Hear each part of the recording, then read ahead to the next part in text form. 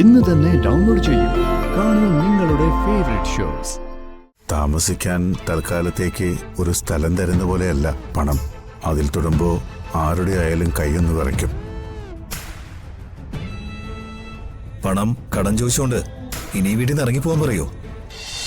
ആ ഡോക്യുമെന്റ്സ് എല്ലാം അവളുടെ അടുത്തുനിന്ന് തിരിച്ചു പിടിച്ചേ പറ്റൂ. ചോദിച്ചാ അവരത് തിരിച്ചു തരൂ? ഒരിക്കലും ഇല്ലല്ലോ. പിന്നെ ഒരു വഴിയേ ഉള്ളൂ, മോഷ്ടിക്കണം. എന്താ, അതിന് പറ്റുമോ? വേണ്ടി വന്നാ അതിന് ഞങ്ങൾ ശ്രമിക്കാം സർ. അത്രയ്ക്ക് ധൈര്യം ഉണ്ടെങ്കിൽ നിങ്ങൾ ആ വഴിക്കൊന്ന് ശ്രമിച്ചു നോക്ക്. അതൊന്നും വേണ്ട ധനുഷ്, അതൊക്കെ വീണ്ടും വലിയ പ്രശ്നമായിട്ട് മാറും. എന്ത് പ്രശ്നം എടുത്തി? നമ്മളോട് ഇത്രയൊക്കെ ചെയ്തിട്ട് തിരിച്ചു അതെങ്കിലും നമ്മൾ ചെയ്യണ്ടേ?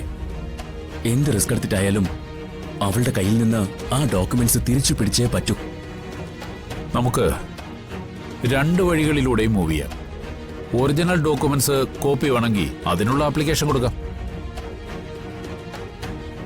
പിന്നെ ഇപ്പൊ പറഞ്ഞ വഴിയിലൂടെയും ശ്രമിച്ചു നോക്കാം. എന്തായാലും ഈ കേസ് ഞാൻ ഏറ്റെടുക്കാം.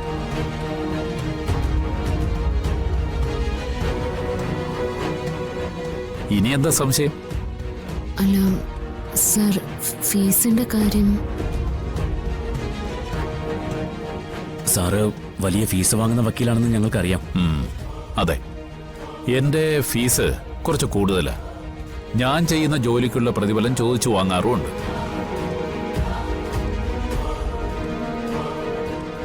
തൽക്കാലം നിങ്ങൾ അതിനെക്കുറിച്ച് ആലോചിച്ച് ബുദ്ധിമുട്ടുണ്ട്. അതൊക്കെ ഞാൻ ധനുഷുമായിട്ട് സംസാരിച്ചോളാം. ആദ്യം നമുക്ക് ഈ കേസ് ജയിക്കണം, ബാക്കിയൊക്കെ പിന്നീട് ആലോചിക്കാം. അതുപോലെ സത്യം പറഞ്ഞ ഇവിടെ വരുന്നവരെ വലിയ ടെൻഷനിലായിരുന്നു സർ ഞങ്ങൾ. ഞാനൊരു കേസ് ഏറ്റെടുക്കുമ്പോൾ 100% ഞാൻ ആ കേസിന്റെ ന്യായം നോക്കും. ന്യായത്തിന്റെ പക്ഷത്ത് നിൽക്കാൻ ശ്രമിക്കാറുമുണ്ട്. ഈ കേസില് ന്യായം നിങ്ങളുടെ പക്ഷത്താണ്. സത്യം ജയിക്കാൻ കുറച്ച് താമസിച്ചെന്ന് വരാം, പക്ഷേ നമ്മൾ ഈ കേസ് ജയിക്കും.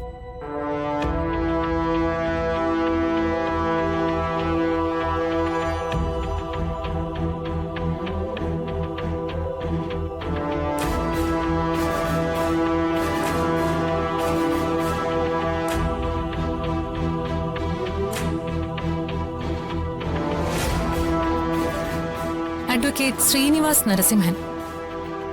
അയാളെക്കുറിച്ച് കേൾക്കുന്നതെല്ലാം വലിയ വലിയ കഥകളാണല്ലോ. ഇന്നുവരെ ഒരു കേസിലും അയാൾ തോറ്റിട്ടില്ല. നമ്മുടെ ഈ മാനിപ്പുലേഷനൊക്കെ കണ്ടുപിടിക്കാൻ അയാൾക്ക് വളരെ ഈസി ആയിട്ട് കഴിയും. അപ്പോ എന്നെ തോൽപ്പിച്ച് എല്ലാം തിരിച്ചു പിടിക്കണം എന്നുള്ള തീരുമാനത്തിൽ തന്നെയാണ് അർച്ചന. അക്കാര്യത്തിൽ ഒരു സംശയവും വേണ്ട.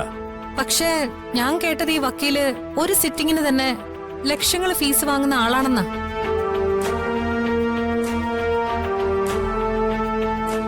അങ്ങനെയുള്ളപ്പോ അത്രയും വലിയ പണം കൊടുത്ത് ഈ വക്കീലിനെ അവർക്ക് കോടതിയിലെത്തിക്കാനാവോ? അത്രയും പണം ഇപ്പൊ അവരുടെ കയ്യിൽ ഉണ്ടാവോ? അതിനൊരിക്കലും സാധ്യതയില്ല. അവരുടെ കയ്യിൽ ഇവിടെ നിന്നാ പണം? കമ്പനി അക്കൗണ്ടുകൾ മുഴുവൻ നമ്മൾ ഫ്രീസ് ചെയ്തില്ലേ? എന്തായാലും അവരെ അങ്ങനെ അങ്ങ് എഴുതി തള്ളാൻ വരട്ടെ. ഇത്രയും നാൾ വലിയ സമ്പത്തിന്റെ മുകളിൽ ജീവിച്ചിരുന്നവരല്ലേ. അവരെ സഹായിക്കാനും ചിലപ്പോ ആളുകൾ ഉണ്ടായെന്ന് വരാം. ആര് സഹായിക്കാൻ? ജയിച്ചു നിൽക്കുന്നവന്റെ കൂടെ മാത്രമേ ആളുകൾ ഉണ്ടാവൂ. തോറ്റു നിൽക്കുന്നവരെ 10 പൈസ കൊടുത്തുപോലും ഒരാളും സഹായിക്കില്ല. ഫീസ് ഇല്ലാതെ ഈ കേസെടുത്ത് നടത്താനായിട്ട് അഡ്വക്കേറ്റ് നരസിംഹനി സേതുമാധവന്റെ കസിനൊന്നും അല്ലല്ലോ. അങ്ങനെ പറയാൻ വരട്ടെ. ചിലപ്പോൾ അയാൾ ഒരു പൈസയും വാങ്ങാതെ ഈ കേസ് വാദിച്ചാലോ? അതെങ്ങനെ? ഇപ്പോൾ അവരുടെ കയ്യിൽ പണമില്ല, പക്ഷേ കേസ് ജയിച്ചാൽ പണം വരില്ലേ? അവരുടെ കയ്യിൽ നിന്ന് നീ പിടിച്ചെടുത്തതെല്ലാം തിരിച്ചു കൊടുക്കേണ്ടി വരില്ലേ? വക്കീൽ ഫീസ് അപ്പോ അയാൾക്ക് മതിയെന്ന് പറഞ്ഞാലോ? ചോദിക്കുന്നതിന്റെ എത്ര ഇരട്ടി കൊടുക്കാൻ സേതുമാധവന് സാധിക്കും. എന്തായാലും ഒരു കാര്യം ഉറപ്പാ, അയാൾ കേസ് ഏറ്റെടുത്താൽ നമ്മൾ പേടിക്കണം. അങ്ങനെയാണെങ്കിൽ ആ വക്കീൽ അവരുടെ കേസ് വാദിക്കരുത്. അയാളെ നമ്മുടെ പക്ഷത്ത് നിർത്തണം. എത്ര ലക്ഷങ്ങൾ കൊടുക്കേണ്ടി വന്നാലും അയാൾ നമുക്ക് വേണ്ടി വാദിക്കണം.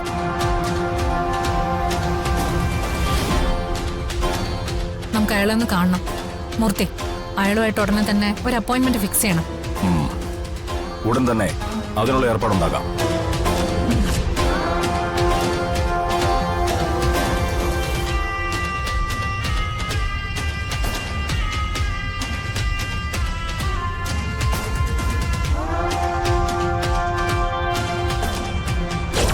അഡ്വക്കേറ്റ് നരസിംഹൻ ഇനി അവന്തികയുടെ കേസ് വാദിച്ചാൽ മതി.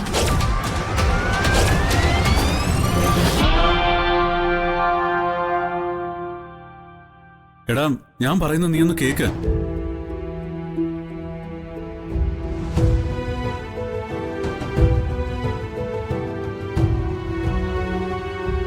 എടാ, ഒരു 6 മാസത്തേക്ക് മതി. അതിനിടയിൽ തിരിച്ചടച്ചോളാം.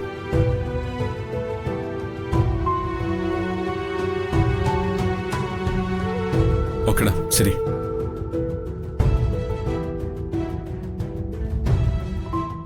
എന്തായി മോനെ, പണം കിട്ടുമല്ലോ അല്ലേ? മാത്യു സാറിന്റെ അടുത്ത സുഹൃത്തല്ലേ? അത് പിന്നെ ഒരു പ്രശ്നമുണ്ട്.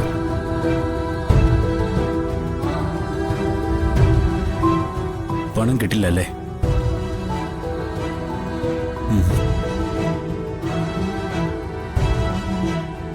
ഏട്ടൻ കാര്യങ്ങൾ പറഞ്ഞ് മനസ്സിലാക്കിയില്ലേ? അവന് എല്ലാ കാര്യങ്ങളും അറിയാം. ഇപ്പൊ അതല്ല പ്രശ്നം. അവന്റെ ഒരു ബിസിനസ് ഷോറൂമിന്റെ ഇനോഗ്രേഷന് ഈ ആഴ്ച. അതിനുവേണ്ടി അവന്റെ കയ്യിലുണ്ടായിരുന്ന മുഴുവൻ പണവും ഇൻവെസ്റ്റ് ചെയ്തിരിക്കുക. അതിനിടയില് ഈ 10 ലക്ഷം മറിക്കാൻ അവനെ കൊണ്ടിപ്പം പറ്റില്ല. എന്നാലും അച്ഛാ, അവൻ നോക്കാന്ന് പറഞ്ഞിട്ടുണ്ട്. മോനെ, താമസിക്കാൻ തൽക്കാലത്തേക്ക് ഒരു സ്ഥലം തരുന്ന പോലെയല്ല പണം. അതിൽ തൊടുമ്പോ ആരുടെ ആയാലും കൈയൊന്ന് വിറയ്ക്കും. പണം കടം ചോദിച്ചുകൊണ്ട് ഇനി വീട്ടിൽ നിന്ന് ഇറങ്ങിപ്പോകാൻ പറയോ? നമുക്കാരുടെ സൗജന്യമൊന്നും വേണ്ട. വാടക കൃത്യമായിട്ട് കൊടുക്കാം. വാടകയുടെ കാര്യമൊന്നും അവൻ സംസാരിച്ചിട്ടില്ല. ഇത് അവനെ കൊണ്ട് പറ്റാഞ്ഞിട്ടാ. ഇനിയിപ്പോ ഈ 10 ലക്ഷം രൂപയ്ക്ക് നമ്മൾ എന്ത് ചെയ്യും? പണം കൊടുക്കാതെ വക്കീലിനോട് കേസ് ഏറ്റെടുക്കാൻ പറയാൻ പറ്റത്തില്ലല്ലോ.